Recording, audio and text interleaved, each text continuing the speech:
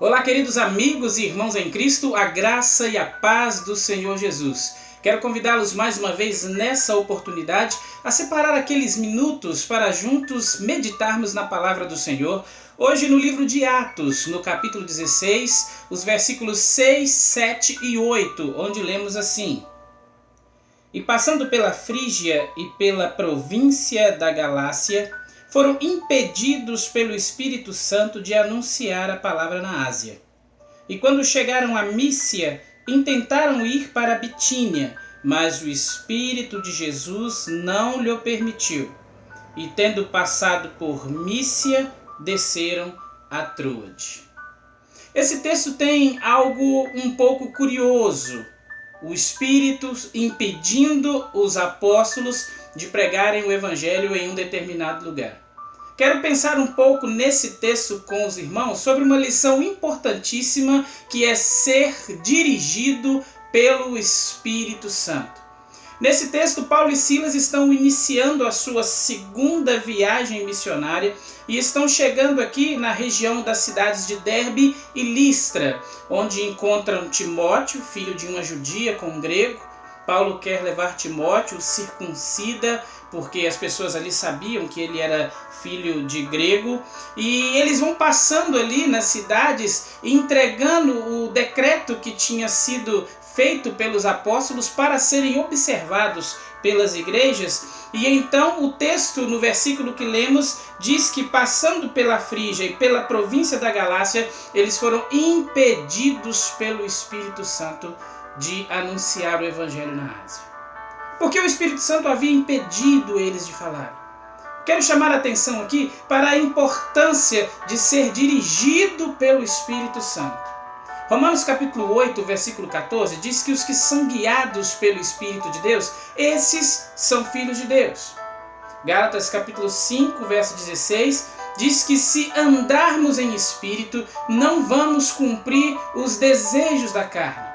Então ouvir o Espírito Santo, andar nele, obedecê-lo é fundamental para a vida cristã e é também prova de que somos filhos de Deus. Nós somos uma geração imediatista, voltada para mensagens de sucesso, prosperidade, grandes realizações. Nós temos imensa dificuldade de até mesmo pensar em ter os nossos planos impedidos ou ter os nossos planos frustrados. Eu li uma frase muito interessante que dizia que nós vivemos como se tudo que nós fazemos com boa intenção tivesse que ser automaticamente aprovado por Deus só pelo fato de fazermos com boa intenção. Talvez por isso nós não percebemos que às vezes, como vimos no texto, Deus nos fecha algumas portas. E então nós continuamos a insistir no que nos parece bom, talvez como que tentando arrombar algumas portas. Provérbios diz que há caminhos que ao homem parecem perfeitos, mas o fim leva à morte. Nós estamos dizendo nesse texto aqui que Deus não queria que o Evangelho chegasse à Ásia. O Evangelho era para ser pregado e é para ser pregado ao mundo todo, e ele chegou àquela região. Mas Deus aqui tinha um outro propósito para ser cumprido primeiro, um outro lugar onde ele queria que o Evangelho chegasse primeiro. Deus, desde o início, procurou ensinar ao homem a ouvir a voz de Deus. Deus falou com Adão, falou com Abraão, falou com Noé, falou com Moisés, falou com Josué. Deus tinha os seus momentos particulares com eles e os ensinou a ouvir, para eles saberem a atitude correta a tomar, a direção certa que deveriam seguir. Então não é a boa intenção, mas a obediência que Deus quer.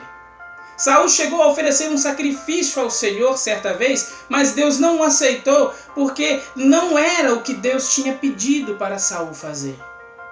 Dar ouvidos ao Espírito Santo é essencial para sabermos viver o que Deus deseja.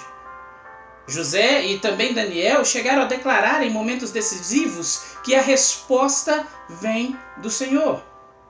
Provérbios capítulo 16, verso 1, diz que nós podemos fazer planos, mas a resposta vem do Senhor. E Tiago nos diz que em tudo que nós formos fazer, nós deveríamos dizer, se o Senhor quiser. É interessante, então, buscar ao Senhor, inclusive naquilo que parece óbvio fazer, como na história que nós lemos, por exemplo, em 1 Samuel, no capítulo 30, que narra Davi voltando com o seu exército de uma luta, e quando eles chegam em Ziclac, onde eles estavam, a cidade tinha sido saqueada. Tinham colocado fogo em tudo, tinham levado suas mulheres, suas filhas, tudo o que possuíam tinha sido levado cativo. O texto diz que eles não tinham matado ninguém, mas levou todo mundo como escravo. Eles chegaram, viram aquela cidade destruída, posta em fogo, e o texto bíblico diz que eles choraram até perder as forças. E então o povo ficou como que meio revoltado, e a Bíblia diz que eles queriam apedrejar Davi. Parece que a situação óbvia, o claro somos um povo de guerra, vamos correr atrás e vamos resgatar a nossa família. Era o óbvio, provavelmente era o que eu faria e o que você também faria. Mas a Bíblia diz que Davi foi consultar ao Senhor.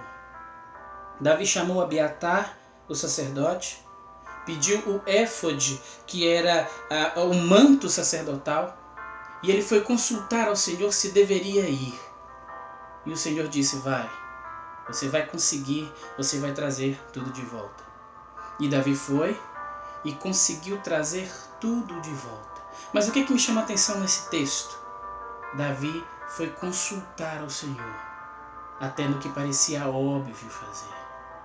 Nesse nosso texto de origem, em Atos 16, nós vemos os resultados da obediência ao Senhor nesse texto. Eles obedeceram, num sonho viram um varão que dizia: passa a Macedônia e ajuda-nos. E eles foram para a região da Macedônia, e o texto diz que chegando lá na primeira cidade desta parte da Macedônia, eles começam a pregar o evangelho ali na beira de um rio a algumas mulheres, e ali você vê a conversão de Lídia. A Bíblia diz que era uma mulher temente a Deus, talvez como Cornélio. E ela deu ouvidos às palavras de Paulo. Ela se converte, ela é batizada e ela convence os missionários a ficarem na sua casa. Na sequência nós vemos uma jovem sendo liberta de espíritos imundos. Os seus donos que lucravam com ela não gostavam disso, não gostaram e prenderam Paulo e Silas. Apanharam, mas à meia-noite estavam cantando, e vocês conhecem essa história, e agora um carcereiro vai se converter com a sua família.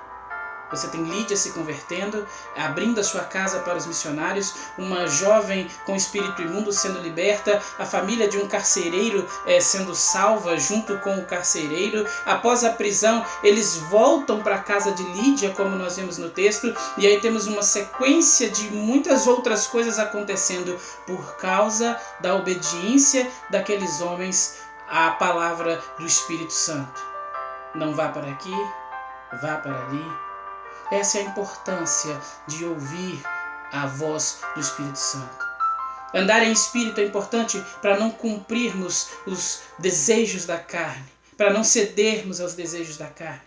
E não só não cedermos aos desejos da carne, mas cumprirmos os desejos, os propósitos, à vontade do Senhor. Por isso a Bíblia diz: andar em espírito. Por isso Paulo diz em Romanos: os que são guiados pelo Espírito são filhos de Deus. Se você quer ver os resultados de uma vida com Deus na sua vida, então ouça o Espírito Santo. Que o Senhor Jesus nos abençoe. Amém?